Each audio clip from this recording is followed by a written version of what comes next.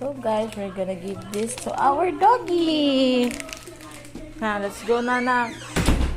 Let's go to Togan's cage.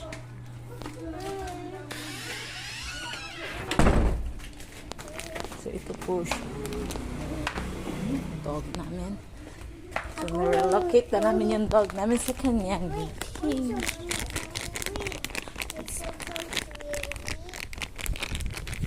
Ito po ang doggy namin. Yan po siya. We're gonna open this. Na, can you hold the camera for mommy? Okay. Hold it. Come here. Dito. Pass. Taro nga, ana, para makita si Togan. Ana.